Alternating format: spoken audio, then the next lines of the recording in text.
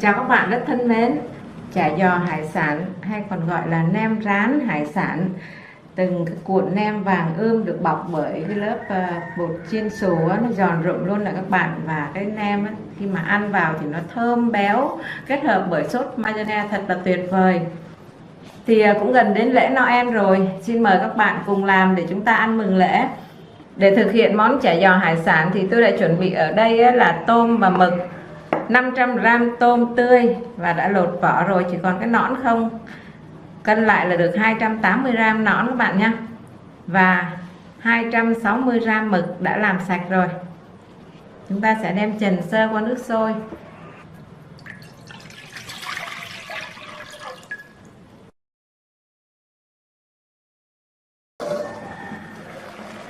Nước để chần mực và tôm đã sôi rồi thì các bạn cho vào đây dùm mình 3 lát gừng đập dập rồi.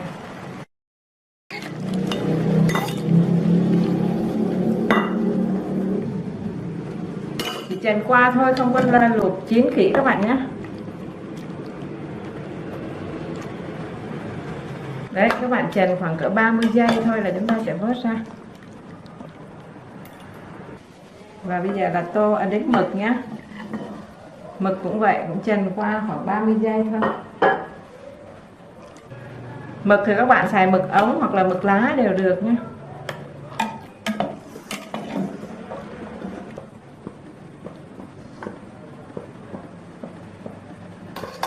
Tiếp theo thì chúng ta sẽ đi cắt cà rốt, hành tây và bắp ra, tất cả các hạt lựu các bạn nhé. 100g bắp Mỹ hay còn gọi là bắp ngọt, 100g hành tây, các bạn cũng cắt hạt lựu ra luôn nha.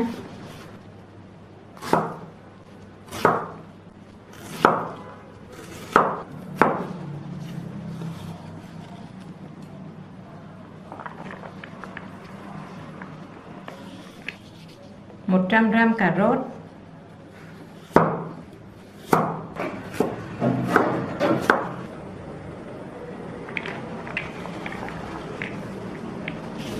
100g cà rốt cũng sát hạt lựu luôn. Và bây giờ chúng ta cũng đem đi chần nước sôi luôn. Nước sôi rồi thì các bạn cho vào đây 10g đường. Cho đường vô nó sẽ giúp cho cà rốt và bắp giữ được cái màu sắc đẹp và nó có cái độ ngọt.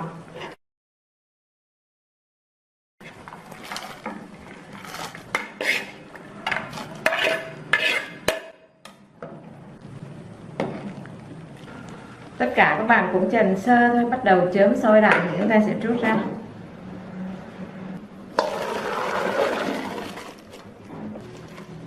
Và các bạn cũng để cho tất cả ráo nước hoàn toàn nhé. Mực và tôm các bạn để cho ráo nước rồi thì chúng ta cũng xắt hạt lựu ra luôn nhé. Khi mà trụng mực với lại tôm á, các bạn nhớ là chỉ trụng sơ qua thôi. Cái việc mà mình chần mực và tôm này nó sẽ giúp cho nó bớt đi cái mùi của hải sản, cũng giống như là nó làm cho săn chắc cái miếng mực lại đó. Cũng đừng có xắt nhỏ quá để khi mình ăn nó trúng cái miếng mực nó sẽ ngon hơn. 260g mực. Ở đây mình tính cái mực đã làm sạch rồi các bạn nhé. Đấy, tôm cũng vậy, các bạn cũng xắt cho nó hơi lớn lớn một xíu.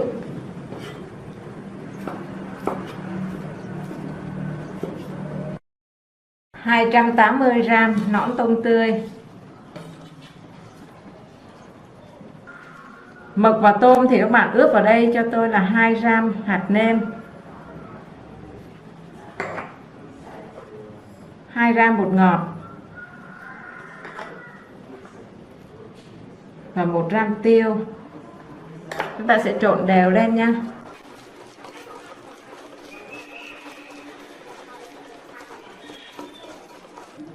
Các bạn trộn nhẹ nhàng thôi chứ không bóp nha. Bóp nó sẽ làm cho cái này nó nát và nó ra nước ha. Rồi. Trộn đều gia vị lên rồi thì các bạn cho bắp, cà rốt và hành tây vào luôn.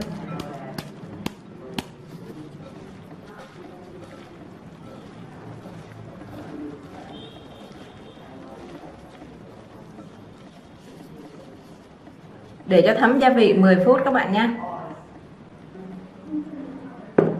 Sau khi đã nghỉ 10 phút để cho thấm gia vị rồi thì giờ các bạn sẽ cho sốt mayonnaise vào đây.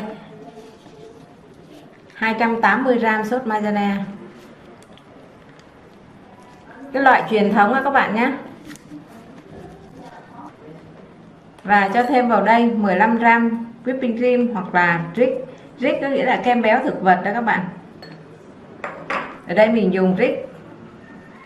Và 15g sữa đặc. Cho thêm sữa đặc nó sẽ giúp cho cái món ăn của chúng ta nó thơm ngon hơn.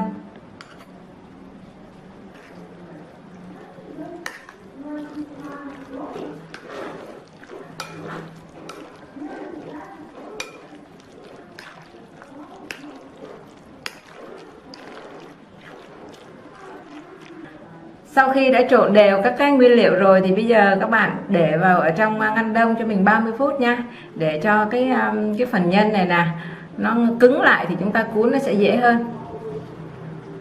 Phần nhân đó để ở trong ngăn đông á, 30 phút nè các bạn, thì bây giờ nó cứng hơn nè, chúng ta sẽ bắt đầu đi cuốn luôn. Thì hôm nay tôi dùng cái bánh tráng này để cuốn nè các bạn, để là bánh tươi ha, bánh tươi, bánh tráng bò bía, bánh tươi. Một bịch như này nó có 30 cái.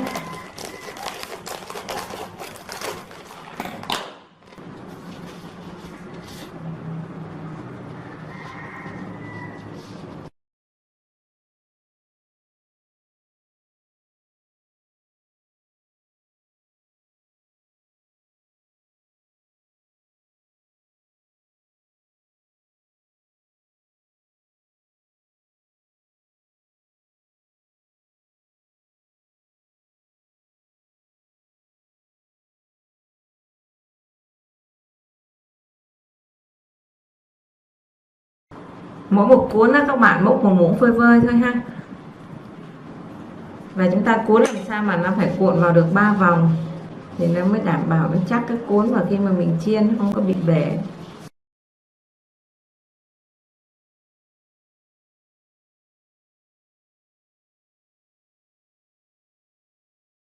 Chả giò sau khi mà cuốn xong rồi các bạn đem để trong ngăn đông, 1 tiếng sau chúng ta sẽ đem ra để nhúng bột ha, nhúng cái bột chiên xù vô nha.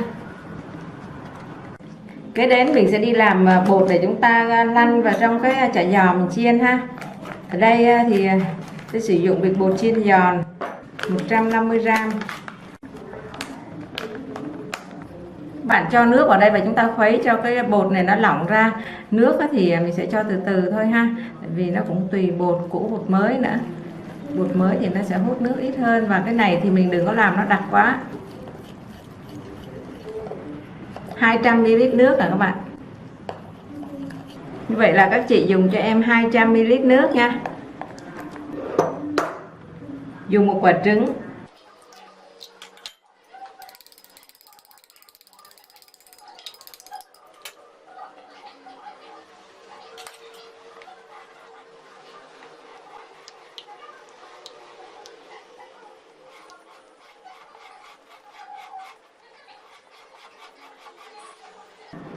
Sau khi cho trứng vào thì chúng ta có được một cái hỗn hợp bột nó lỏng như thế này.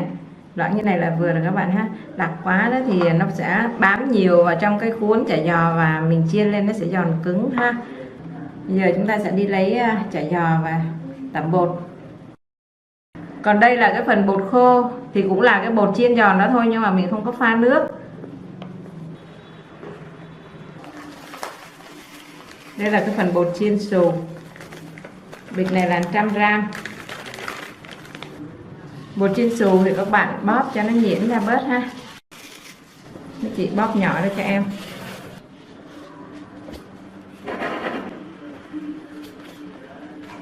Cái chả giò thì tôi đã đem đi để ngăn đông, bây giờ nó cứng lại này nè, nó sẽ dễ làm hơn ha. Cái phần bột khô này thì tẩm một lớp mỏng thôi nha. Sẽ cho qua cái bột nước này, chúng ta để qua bên đây và phủ bột chiên xù lên là nó sẽ thấm đều hết nè.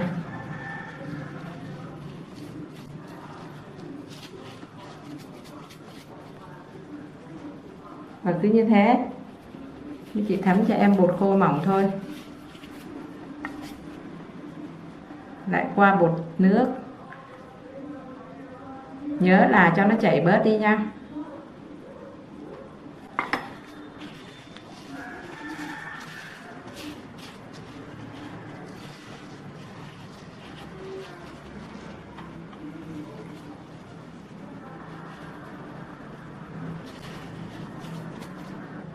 Cho vào trong bột nước thì lấy ra liền, đừng để lâu nó thấm nó ướt.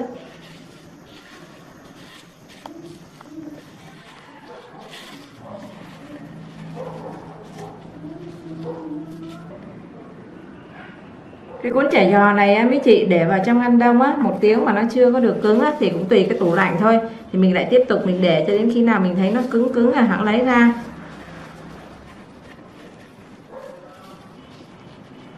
Đây ạ, những cuộn nem rán đã được vào bột chiên xù xong rồi nè. Bây giờ chúng ta sẽ đem đi chiên luôn ạ.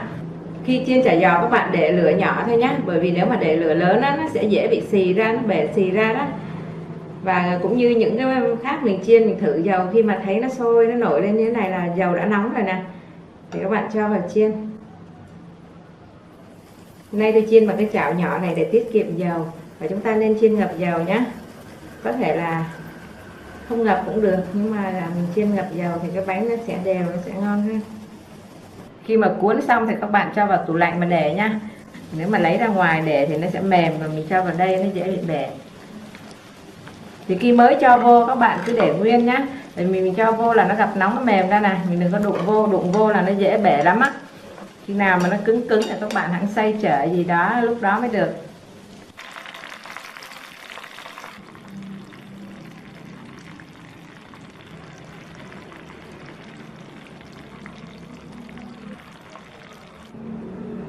Chả giò này á, để cho ngon hơn thì chúng ta cần một cái sốt chấm phù hợp, nó sẽ ngon. Thì bây giờ tôi sẽ chia sẻ với các bạn cái cách đi pha cái sốt chấm ha. Ở đây là sốt maizena, tôi dùng 50g thì nó khoảng cỡ 3 muỗng canh như thế này.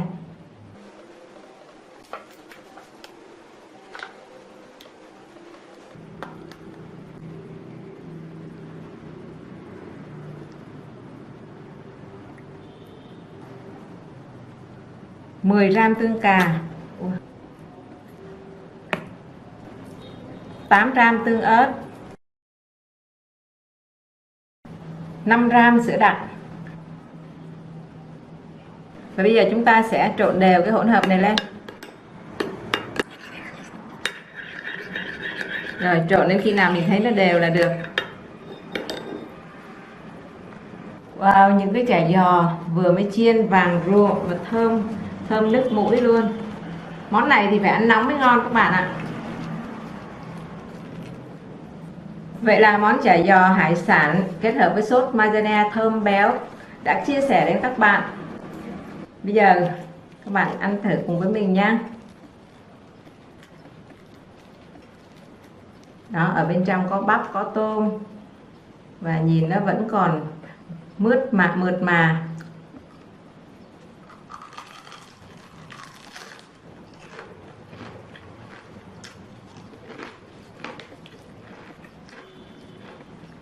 Ở bên ngoài thì giòn, bên trong thì nó vẫn còn tươi.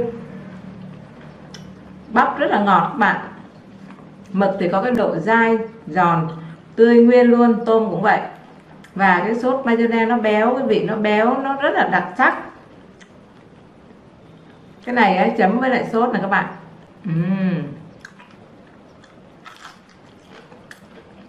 Kết hợp thêm cái sốt này vô á, nó dậy lên cái mùi và cái vị rất là tuyệt vời.